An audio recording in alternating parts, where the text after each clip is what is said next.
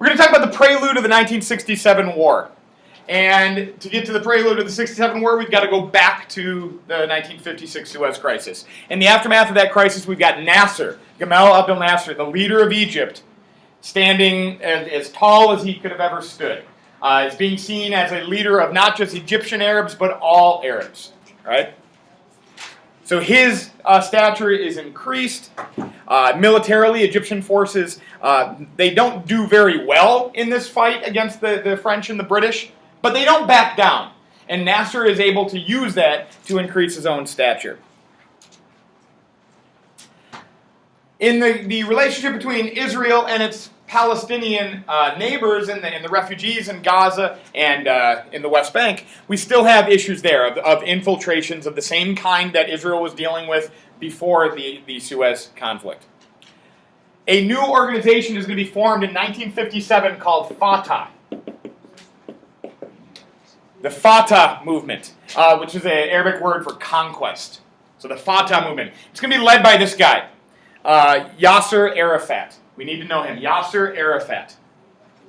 He's going to be a crucial figure through the end of our teaching of the Arab-Israeli conflict in this class. So Yasser Arafat, Y-A-S-S-E-R, Arafat, is the leader of the Palestinian guerrilla movement called Fatah, whose expressed goal is to end the state of Israel and to regain that land of Palestine for Palestinian Arabs. Now, this is a little bit of a problem for a guy like Nasser, because Nasser wants to be the leader of all of the Arab world. And he's got this Fatah movement that's doing its own thing. Okay, that's maybe sometimes doing things that Egypt would want it to do, and maybe sometimes stepping beyond the bounds where Egypt necessarily wants it to go. So Nasser, being a guy that wants to orchestrate everything going on in the Middle East, he is going to work to create another Palestinian organization called the PLO, the Palestinian Liberation Organization, or the Palestine Liberation Organization. This will be established under the leadership of Nasser in 1964, which is kind of interesting because Nasser is not even Palestinian, but he wants to be able to orchestrate what the Palestinians are up to. This is going to be organized in 1964. And the hope from Nasser is that if he puts this together, the PLO, if the PLO is organized, he can use the PLO to organize all of those Arab or Palestinian Arab guerrilla movements like Fatah. He can organize them, he can coordinate them, and make sure they're doing what he wants them to do, when he wants them to do it, not overstepping any bounds. The PLO's goal is similar to Fatah's goal. They want to end the state of Israel and allow the refugees to go back home and create an Arab Palestine state. So under the leadership of the PLO, which will eventually absorb this Fatah movement, and Yasser Arafat, the reason we're going to hear so much more about him going forward, is he's going to become the leader of the PLO. Under the PLO, the incursions, the infiltrations into Israel, the Fedayeen guerrilla attacks into Israel will continue. So Israel's still dealing with these border issues.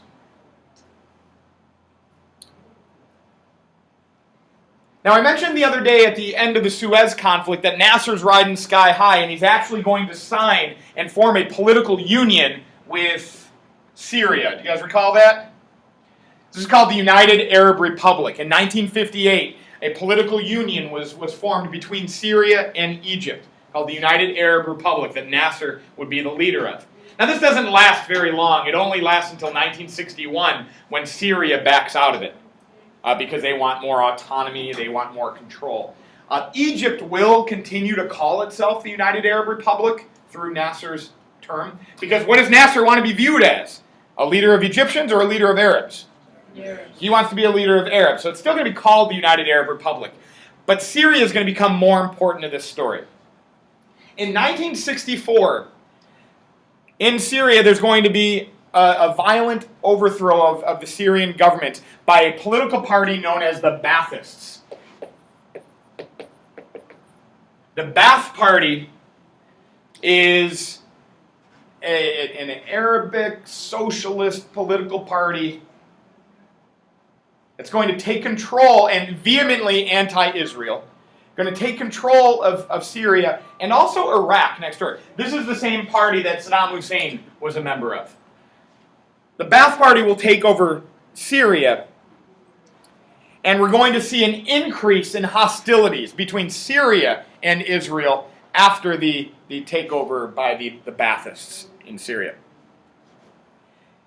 In 1966, Egypt under Nasser and this new Ba'athist regime in Syria will sign a mutual defense pact. Now, we've heard through the rest of this year other instances of mutual defense pacts, right? If I get attacked, you help me out. If you get attacked, I help you out. Mutual defense. It's going to be an important part of our story going forward. Now, obviously, Syria doesn't care much for Israel. Syria doesn't care much for Israel. Israel begins working on a plan, what they will call the national water carrier. Israel begins to work on a plan. It's very dry country, right? And Israel is trying to help its state grow and increase its agricultural production. They need more water throughout the country, especially in the southern areas of Israel. So Israel in the mid-60s begins work on what's called the national water carrier. A system of canals from, anybody recall what this body of water here is in the north? The Sea of Galilee, very good. A series of canals from the Sea of Galilee in the north, heading all the way down to the southern portion of Israel, the national water carrier. Syria and Lebanon and their Arab allies would love to be able to stick it to Israel and its national water carrier. Well, how do you do that without actually going to war with Israel? Because Syria, what evidence does Syria have that going to war with Israel is probably not a great thing, not a great idea? They lost the last one. Yeah, Israel's far more powerful in 1965 than they were in 1948, right? So is there a way we can hurt Israel? Is there a way we can hurt Israel without actually going to war with them? And the plan is going to be known as the Jordan River Diversion Plan. The Jordan River Diversion Plan. It's a lot to write there in the Devons. Yes. The Jordan River Diversion Plan. I'll show you what it is. And the idea is you're going to divert the waters of the Jordan River and the rivers leading into the Sea of Galilee, divert that water so they can't make it all the way down into Israel. So it will lessen the flow of water into Israel. Literally try to choke them out, suffocate them without the water. What's that? We're just making bad jokes. Oh, excellent. Share them. Our classes on Monday are going to get to hear this. What do you got? Oh, we're on. I want to hear it. Yeah, you are. What do you got? I want to hear it. This is a joke from Devons, guys. I'd rather not say it. Okay. He's backing out. All right. So the Jordan River Diversion Plan. Actually start actively diverting the waters heading into the Sea of Galilee, which will cut Israel's water supply. Can Israel allow this to happen?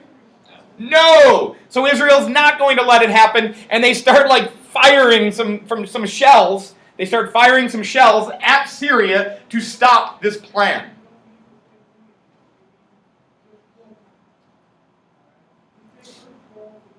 Syria, in turn, will respond by shelling Israel.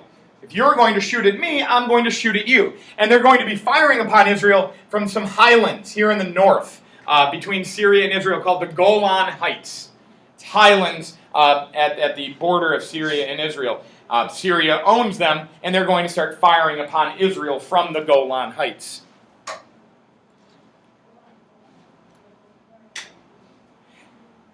Syria will also fly some of their jets around, and sometimes over the border.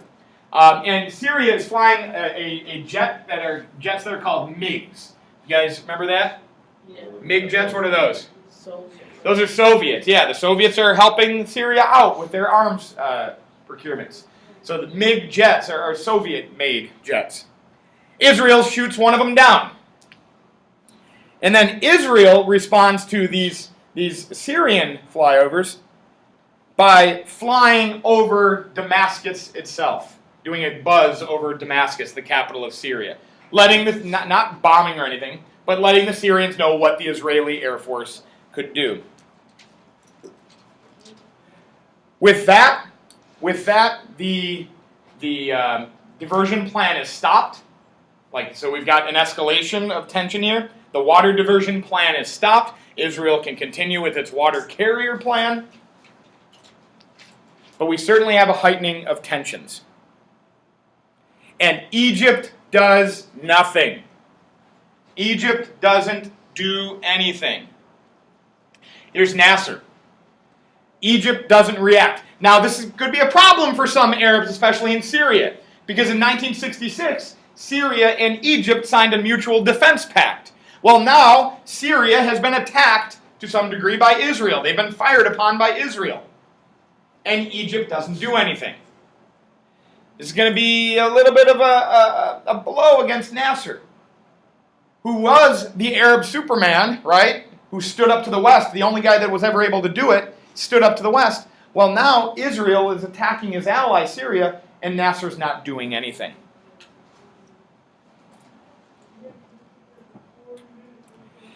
We move forward. There's going to be some issues with Jordan. We recall from the other day that one of the things that Israel does to punish these infiltrations in the hopes of stopping the infiltrations from armed Fedayeen is by targeting the nation that they come from. Well, in 1966, there will be some armed Fedayeen heading into Israel from the West Bank, which is Jordanian controlled. Now, Jordan's doing everything that it can do to stop these infiltrations. Jordan doesn't want infiltrations going into Israel, because if infiltrations go into Israel from Jordan, Israel holds Jordan responsible. But Jordan and its king, King Hussein, King Hussein, can't stop them all. So Israel will respond extremely harshly in a Palestinian village in the West Bank called Samu, S-A-M-U, what's called the Samu Raid. It's Israel's biggest military operation since the 1956 Suez Crisis. And in response to these Fedayeen raids, the Israeli army goes into Samu and in the end kills 18 people and destroys many buildings. King Hussein of Jordan is in a terrible no-win position. There's King Hussein of Jordan. He's in a terrible no-win position here. He can not seem to stop all of the PLO actions against Israel. So that's going to have Israel mad at him. But he also doesn't want to go to war with Israel. So he's kind of in a no-win position here. Again, Nasser does nothing. Nasser is supposed to be the champion to the Arab people. Now Syria has been attacked. Jordan has been attacked by Israel. And Nasser's sitting back in Egypt. And it's going to look even worse, because do we remember the situation after the Suez Crisis? Not only is Nasser sitting back in Egypt, not doing anything when Israel is attacking Syria or when Israel is attacking Jordan, not only is he sitting back in Egypt, but what is between Egypt and Israel? Anybody recall? Gaza Strip is there, but like literally the humans that are between Egypt and Israel. Do we recall this at the end of the other day's lecture? What was one of the agreements at the end of the Suez Crisis to avoid having another? Very good. We've got the United Nations Emergency Force, those UN peacekeepers that are strung along the border between Egypt and Israel. So there aren't any attacks going from Israel into Egypt. And there really aren't a lot of Fedayeen happening between Egypt and Israel. So the perception of Nasser is going to go from one, in the Arab world, is going to go from one of being like an Arab Superman to maybe all talk and no action. Because he doesn't do anything when Syria is attacked. He doesn't do anything when Jordan's attacked. And he's sitting back behind a wall of UN peacekeepers. Maybe he's all talk and no action. So why does war ultimately come in June of 1967? There's some competing narratives, some competing ideas that probably in combination with each other lead to this war. Let me give you a few of them. We've certainly got rivalry between Arab states for who's going to be the big guy in the Arab world. Originally, it was obvious that it was going to be Nasser, but maybe now it's not that obvious anymore. And Nasser is certainly feeling the pressure. He wants to be the guy that leads all the Arab world, but it's not looking like it right now. He's getting competition from Syria. He's getting competition from Iraq. We've got the rise of the very assertive Palestinian guerrilla movement, like the Fatah branch now of the PLO. Israel has been working on developing a nuclear weapon. Israel has been working on developing a nuclear weapon. This is the Israeli nuclear facility called Dimona.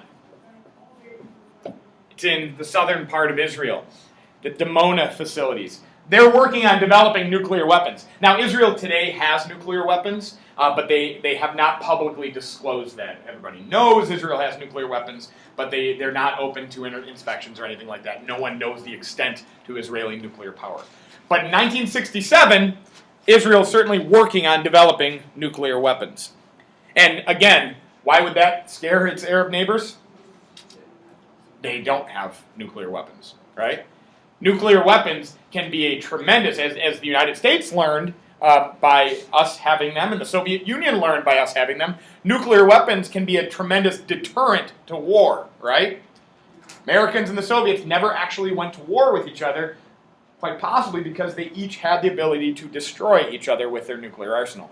So this would be, if the Israelis got a nuclear weapon, the hope that Arab nations would ever have of conquering Israel, of defeating Israel, of eliminating Israel from the Middle East would be gone. We also have a Soviet desire to get friends in the Middle East. This is the Cold War. Everybody's looking for friends. The Soviets have a desire to protect their relationship in the Middle East, especially their friends in Syria, who've been buying a lot of weapons from the Soviet Union. And we're also going to see a closer relationship during the Kennedy and Johnson administrations with the Israeli state.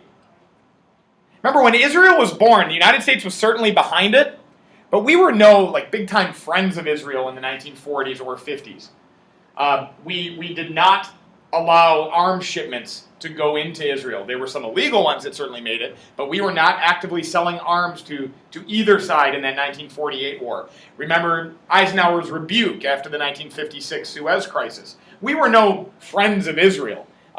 We allowed Israel to exist. We supported that. We voted for it. But we certainly couldn't be considered like a strong ally of Israel in those earliest days. But by the 1960s, that relationship is starting to grow a little bit more, especially in light of the Soviet Union aiding the Arab states. As the Soviet Union is offering aid to Egypt, as the Soviet Union is offering aid to Syria, it would only be natural that the United States would counter that with some aid to Israel. So now I'm going to lay out the chain of events that will lead us to war. Those are like the big causes. Let's get the chain of events that lead us to war in June of 1967. We go to April of 67.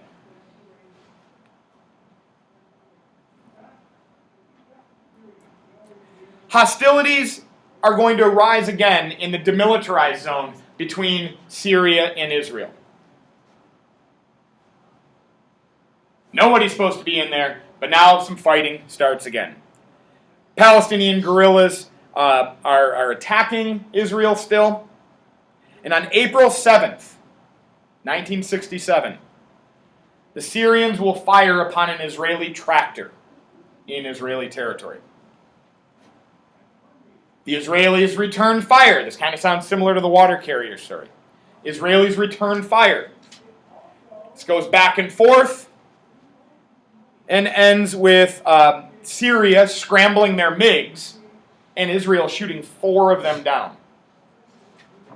So it's kind of looking like a war is starting up in April of 1967. The Soviets, for reasons that are unknown to us today, the Soviets are going to give the Egyptians a message. They're going to tell the Egyptians that the Israelis are getting prepared to invade Syria. The Soviets tell the Egyptians that the Israelis are getting ready to invade Syria. Like the stuff between Syria and Israel is getting so hot and heavy, Israel's getting ready to invade Syria. Problem was, this was not true. Israel was not getting ready to invade Syria. This was a lie. This was made up. This was pulled out of the ether. Who knows? A couple reasons why the Soviets might do something like that. Maybe they actually wanted war. Maybe they wanted Israel to in hopes of causing some chaos there, make Egypt nervous that a war was going to come, which would force Egypt to do what with the Soviet Union? Get even closer, buy more arms, get the Soviet Union even more involved. And again, why does the Soviet Union care so much about the Middle East? It's Cold War, they want to spread influence, but these Middle Eastern nations like Egypt, right on the Mediterranean Sea, right? Warm water access for the Soviets. So maybe fears of war will push the Soviets even closer to Egypt. Or maybe the Soviets were afraid of a war breaking out in the Middle East. Why in 1967 would the Soviets be afraid of a war in the Middle East? Things could get out of hand. If there's a war in the Middle East and the Soviets are aiding Syria, the United States might aid Israel. This might result in the Soviets and Israelis kind of coming in, or Soviets and Americans coming in some contact with each other. And what are both the Soviets and Americans afraid of in 1967? Nuclear war. Mutually assured destruction is alive and well. We don't want to escalate it there. So maybe the Soviets are concerned about a war in the Middle East, and by telling Egypt that Israel is going to attack Syria, Egypt might get some messages to their friends in Syria and say, you guys have to chill out. Calm down. Stop what you're doing. Back it off to avoid major conflict in the Middle East. Egypt will respond as if there's going to be war. Egypt will make moves to make war against Israel. On May 15th, 1967, Nasser will militarize the Sinai Peninsula. He's going to send 100,000 of his troops into the Sinai.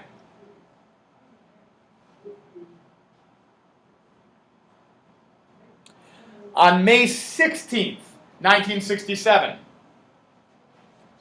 Nasser tells the United Nations Emergency Force that has been there for the last 10 years, but it was always there at the wish of Egypt. And the moment that Egypt wants them to leave, they have to leave.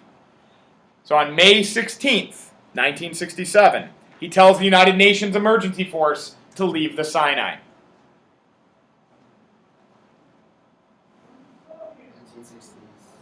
1967. Now, while all this is happening, Israel sees what's going on. Israel knows the Sinai is mobilized. Or militarized, I should say. So on May 15th, 1967, Israel will mobilize its army. Remember that word mobilize means to get your army ready for war. So May 15th, Israel is going to mobilize its army. Israel does it before Egypt? No. Egypt starts militarizing the Sinai. And then later on that day, when Egypt starts doing that, Israel mobilizes its army. It's looking like war is coming. The Israeli economy is going to be virtually shut down because when Israel goes to war, its entire nation goes to war. It's such a small country, everybody's involved in the military, everybody's either in active or in reserves. The country comes to a virtual halt in preparation for war. The next week on May 22nd, Nasser will close the Straits of Tiran to Israeli shipping. Nasser will close the Straits of Tiran. Now we remember what Golda Meir said about the Straits of Tiran after the Suez Crisis. That would be a casus belli, a cause for war. If you close the straits, that's an act of war against us. So now Nasser has removed his emergency force, the UN emergency force. He's militarized the Sinai. He's closed off the Straits of Tiran. It's looking like war is going to come.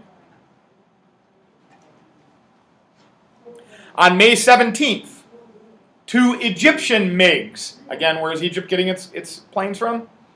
Buying them from the Soviets. 2 Egyptian MiGs will fly over the Dimona reactor, that nuclear reactor where the Israelis were believed to be working on developing a nuclear weapon.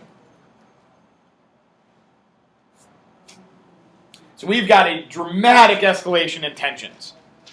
And it's certainly looking like Egypt is getting ready to attack. On May 27th,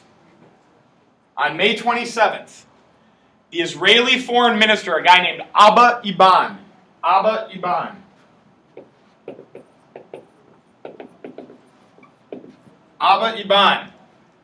goes to Washington, D.C. And he tells President Johnson, and here you can see President Johnson smoking away, and Abba Eban here talking to him in the White House. He tells President Johnson that Israel is in a state of existential crisis. Our neighbors are getting ready to pounce on us, and if we're attacked, we will be destroyed. We need American help. And Johnson's response,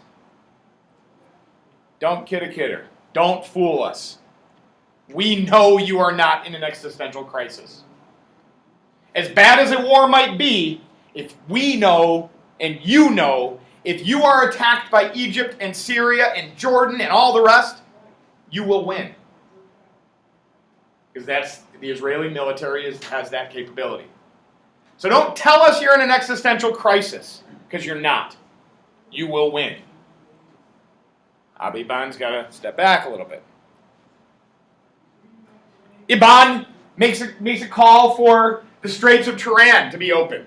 Hey, America, can you help us out? You've got a pretty sweet navy. Can you help us open the Straits of Tiran? Again, we're a little busy with something. What might the United States be busy with in the summer of 1967? Vietnam. Yeah, we can't go there. All right? That's not something that we can do. Johnson's ultimate response to Abba Eban and his hope for American help is really exactly what the Israelis were looking for. President Johnson says, and I'd love you to write this quote down, Israel will not be alone unless it decides to go alone. Israel will not be alone unless it decides to go alone.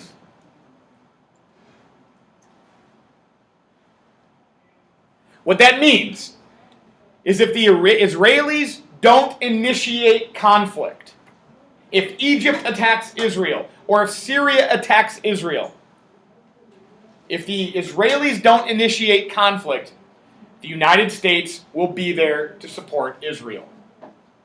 We got your back if you get attacked. But if you attack Egypt, if you attack Syria, we're out of it. We're not doing anything. Which is exactly what Israel wanted to hear, right? What's that? Karate Kid stuff. What do you mean it's Karate Kid stuff? Like, you're not supposed to fight unless... Okay. So, wait, are we talking about the Miyagi dojo, or are we talking about Cobra Kai? Miyagi. Because, like, the Cobra one, you know... Cobra Kai, yeah. Yeah. Mercies for the weak. Yeah, you know, you can't... That one would be more of, like, the aggressive forces. Okay, so if Egypt and Syria go all Cobra Kai, Yeah. sweep the leg, put him in a body bag, Yeah. then the United States will be there for Israel, right? Yeah. But if Israel goes Cobra Kai, Yeah. the United States is on her own. Or pardon me, Israel's on its own, right? And this is exactly what Israel wanted. Because remember to the last time, 1956, when Israel wanted to do something about Nasser and got in cahoots with France and Britain, right? What did the United States do? We shut it down. We were angry they didn't consult us first. Here's Israel consulting first, right? We were angry they didn't consult first. We wouldn't have probably let it happen if they would have consulted first. But when we saw what was going on, we shut it down. And that's what Israel doesn't want. If Israel goes to war with Egypt and Syria, they don't want the United States shutting it down. And that's exactly what Johnson gives Israel. And we're going to call this the yellow light. This is called the yellow light. Red means stop! Don't do it! Like we said in 1956. Green means, by all means, go ahead and do it. High five, we'll help you out. Nope, they're getting a yellow light.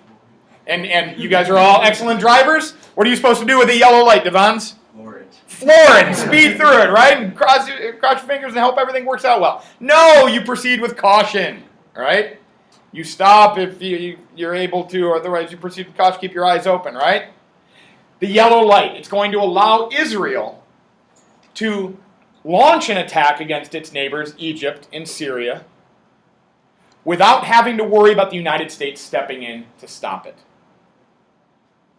On June 4th, after Abba Eban returned to Israel and shared the message from the United States that the United States would not stop an attack, the Israeli cabinet approves war plans, and the plan to attack Egypt the next day is formulated, or is put into action. Questions, comments, concerns? I thought they couldn't initiate. What's that? I thought they couldn't initiate. No, they absolutely could initiate. If they initiate, the United States won't help. We won't be there. What we said is if Israel, if you go it alone, if you go on your own, you are absolutely going to be on your own. And how do we know that when Abba Eban said that Israel was in an existential crisis, that they weren't really in an existential crisis? If they really thought they couldn't win this war, they would have never started it, right? So Israel wanted to go alone. Israel thought they could go alone. Israel knew they could go alone. They just wanted to make sure that the United States wouldn't interfere. So that's the yellow light. Proceed, but if you proceed, you're going to be on your own on this, all right? Do you think that if they hadn't consulted the U.S. that they would have intervened? That the United States would have intervened? I don't know. We kind of had our hands full. We certainly, it could have been very interesting. I don't know, because who knows? Who knows? I don't know. It's a good question. So Israel is the Cobra Kai at this point. Although this is very controversial to put on YouTube. But they are the aggressors here, right?